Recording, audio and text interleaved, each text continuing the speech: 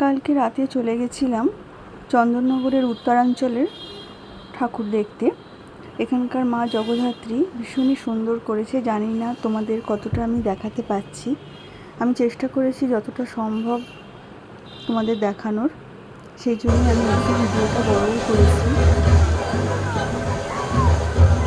দেখো কত সুন্দরভাবে সজ্জিত মায়ের সাজ, আর মণ্ডপটিও করেছে ভীষণই ভালো। দেখো দেখাতে পারছি, বুঝতে পারছো কিনা। কালকে একটু রাতেই বেরিয়ে গেছিলাম যেহেতু ফাঁকা থাকবে সেই জন্য, আর আমি যেই টাইমটায় গেছি বেশ ভালোই ফাঁকা ছিল, সেই জন্য একটু ভিডিওটাও ভালো করে আমি করতে পেরেছি।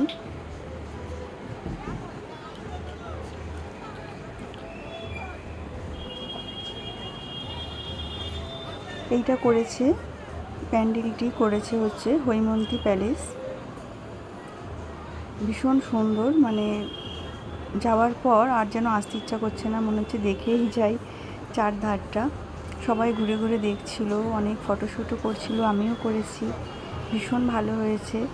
তোমরা যারা যারা কাছাকাছি থাকো তারা একবার এসে দেখতেই পারো, খুব ভালো লাগবে আশা করছি। এইটা দেখেছি, আরও দুটো দেখেছি, সেগুলো আমি তোমাদের কাছে শেয়ার করব তোমাদের দেখার জন্য। কিছু ভালো কিছু নিজে দেখলে মনে হয় যেন সবাই যদি দেখে তাহলে তার আনন্দটাই আলাদা, সেই জন্যই আমি শেয়ার করলাম। ভীষণই ভালো হয়েছে।